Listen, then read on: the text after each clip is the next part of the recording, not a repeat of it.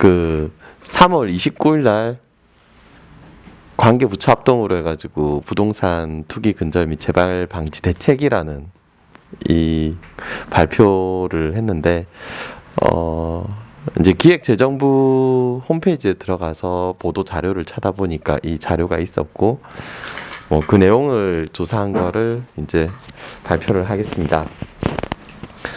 이 내용은 3월 26일 날 관계부처 장관들이 이제 회의를 해가지고 그 결과로 이렇게 발표를 한 것 같고 세부 내용은 그 공유한 자료 중에요. PDF 파일로 하면은 16장짜리 이제 전체 자료를 볼 수가 있는데 일단 오늘 준비한 거는 그 중에 우리가 관련돼 있는 내용을 중심으로 이제 발표를 하겠습니다. 워낙 공무원분들이 자료 준비를 잘 작성을 해주셔가지고 그대로 캡처만 해도 내용을 쏙쏙들이 잘 알 수 있을 것 같아서 따로 작성을 안 했고 캡처한 내용을 가지고 이제 가지고 왔는데 주요 내용을 보면은 이제 4+1, 4+1 정책이라고 해가지고 네 가지 근절 대책하고 그 다음에 이제 마지막으로 LH 혁신 방안에 대해서 나왔는데 크게 보면 예방 대책, 적발 대책, 처벌 대책, 환수 대책 이 네 가지로 했고 대부분 이번 그 대책이 LH 사태에 대한 재발 방지가 들어가다 보니까 공직자들에 대한 어떤 윤리 문제 그런 것들을 이제 포커스가 맞춰져 있어서 실제 우리한테 적용될 수 있는 사항들은 많지는 않고 5번, 6번, 7번, 17번, 18번 요 한 5가지 정도가 우리한테 이제 적용이 될 것 같아서 요 내용만 따로 이제 정리를 했습니다. 나머지 부분은 한번 쭉 읽어보면 어떤 내용들로 할지가 이제 대충 눈에 들어올 것 같고 저 내용 중에 좀 더 구체적으로 보면은 저걸로 미흡할 것 같다. 아직 저걸로 공직자들의 사각 지역이 아직도 많을 것 같다. 그런 부분들이 많이 있을 것 같은데 그런 부분들은 공무원분들이 또 추가적으로 검토를 해주실 테니까 그거는 번외로 하고 우리한테 관련 있는 사항들만 위주로 보겠습니다. 우선 첫 번째로 투기적 토지 거래에 대한 기대 수익 축소라고 되어 있는데 제일 직접 이야기를 하면 양도세율을 이제 기존보다가 더 중과를 하겠다라는 이야기입니다. 시행 일자는 내년 1월 1일부터 시행을 하고 어떻게 바뀌는지를 보면 우선 그 양도세율을 사업용과 비사업용으로 나뉘게 되는데 단기 1년 미만과 2년 미만에 대해서는 중과세율을 20%, 10%씩 더 중과를 하겠다. 그 다음에 비사업용에 대해서는 2년 이상인 경우에도 그 10%에서 20%까지 이제 중과세를 매기겠다라는 내용이 첫 번째 내용입니다. 두 번째는 비사업용 토지에 대해서는 그 장기 보유 특별 공제라는 것을 해줬었는데 이게 10년 이상이면 최대 30%까지 적용을 해줬었는데 이 부분까지도 이제 적용을 하지 않겠다라는 부분이 이제 중요할 것 같아요. 예를 들어서 10년 이상 선산이나 그런 걸 가지고 있다가 그런 거를 이제 매도를 할 경우에도 그 용도에 맞지 않게 사용을 했다라고 하면 비사업용 토지로 적용이 될 텐데 그 경우에는 장기보유 특별공제를 적용받을 수 없기 때문에 이 법이 시행이 되는 날 이전에 매도를 하는 게 오히려 더 유리할 수도 있겠다라는 생각이 듭니다. 또 한 가지가 주말 농장용 농지를 기존에는 그 1000제곱미터 이하 농지를 이제 주말 농장 용도로 취득을 했을 때는 사업용 토지로 인정을 받아가지고 아래 표에서 그 사업용 토지에 대한 과세율을 적용을 받았었는데 이번에 이제 이거를 주말 농장용 토지도 사업용 토지에서 제외를 하게 되면은 이제 비사업용 토지에 대한 중과를 받게 될 것으로 보입니다. 이게 이번에 LH에서 이제 주로 써먹었던 방법인 것 같은데, 큰 농지를 취득을 할 때 이제 1000제곱미터 이하로 쪼개가지고 양도세를 좀 줄이는 방법을 아마 기존에 써왔던 것 같아요. 아이고. 그래서 이제 이번 대책하고는 별도로 그럼 사업용 토지하고 비사업용 토지가 뭔지를 좀 찾아봤는데, 우선 그 개념은 주택에 대해서는 조정 지역과 비조정 지역으로 해서 조정 규제를 하는 지역과 하지 않는 지역으로 그렇게 구분을 하는데, 토지에 대해서는 그 지역에 상관없이 목적에 사용한 경우와 하지 않은 경우로 그렇게 구분을 해가지고 이제 양도세를 이제 부과하는 걸로 그렇게 확인을 했습니다.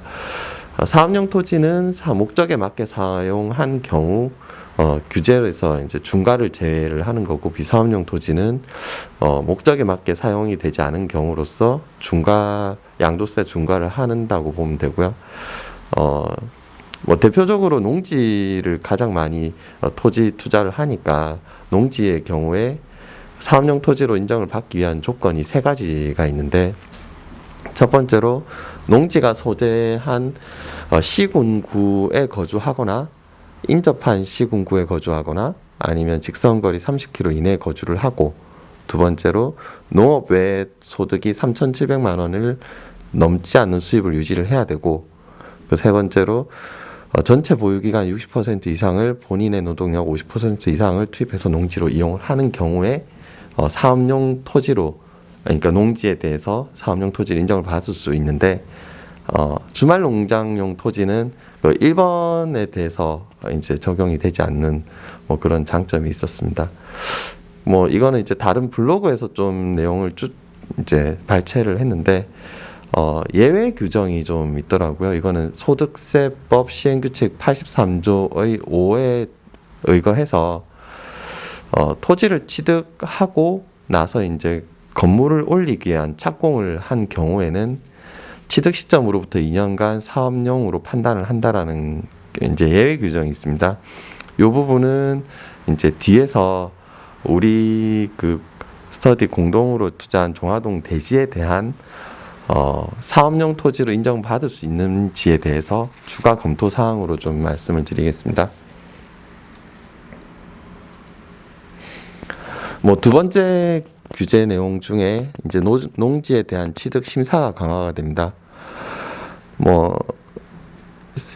아직 경험을 해본 적은 없었지만은 이제 저희가 경매로 이제 토지를 검토를 할 때 농취증에 대해서는 그렇게 어려운 사항이 아니다라고 알고 있었는데, 이제 그게 여러 가지 농업 경영 계획서를 제출해야 된다든지, 자금 조달 계획서를 제출해야 된다든지 하는 그런 제출 서류가 강화가 됐고, 그 다음에 시군구에서는 이거를 농취증을 발급을 해줄 때 여기에 대한 검토 의무를 강화를 했습니다. 그리고 부정한 기재를 할 경우에 과태료에 대한 신설까지 되다 보니까 아무래도 농취증 발급이 이제 까다로워진 것으로 볼 수 있고, 나중에 이제 경매로 토지 투자를 할 때 농지에 대해서는 조금 더 세밀한 검토를 한 다음에 투자를 해야 보증금을 날리지 않을 수 있을 거라고 보입니다. 세 번째로 자금 조달을 이제 투명하게 해야 된다라는 부분이 있는데요. 여기에 대해서는 3월 29일 날 대책이 발표되고 나서 언론에서 이제 보도가 된 내용이 많지는 않고 아시아 경제에서 발표한 내용이 있습니다. 보도 내용에는 보면은 비주택 담보 대출에 대해서도 주택과 동일하게 LTV 규제를 신설하겠다라는 내용인데, 단서 조항을 넣기는 했더라고요. 농업인이나 자영업자에 대해서는 뭐 애로가 없도록 세부 시행을 마련하겠다라고만 돼 있고 구체적인 내용이 없습니다. 그리고 얼마만큼 LTV를 적용하겠다라는 내용도 없었는데 언론 보도에서 보면은 LTV를 뭐 40%로 제한하기로 했다라는 보도가 일단은 나왔습니다. 그래서 여기에 대해서는 여러 언론사에서 보도가 된 게 아니다 보니까 아직 구체적인 뭐 LTV 수준이 40%다라고 확정은 아니라고 보이고 뭐 추가적으로 이제 모니터링은 필요하다고 생각이 됩니다. 이게 적용이 될 경우에 이제 대상 범위는 토지, 상가, 오피스텔 뭐 전부 다 해당이 될 걸로 보이고요. 예를 들어서 6억 기준의 토지를 매수를 한다고 했을 때 현재는 뭐 감정평가와 LTV 70%를 적용을 한다고 하면 한 3억 8천만 원 이제 자본금이 있으면은 취득이 가능한데 적용 후에는 죄송합니다. 3억 8천만 원 대출이 가능한데 그 적용 후에는 2억 1천만 원 이제 대출이 줄어들기 때문에 현재보다 한 1억 7천만 원 정도 자본금이 추가로 투입이 돼야 취득을 할 수 있는 그런 상황이 될 것 같습니다. 그 다음에 네 번째, 다섯 번째는 이제 뭐 관련이 있지만 크게 뭐 참고만 하면 될 것 같습니다. 우선 분양권 불법 전매를 할 때 이 내용 불법임을 인지를 하고 고의적으로 매수할 경우에는 뭐 징역형하고 벌금형 대상이 된다라는 뭐 이런 강화가 되고요. 그 다음에 이제 부당 이득을 한 경우에는 이제 3에서 5배를 환수하겠다라는 내용이 있습니다. 뭐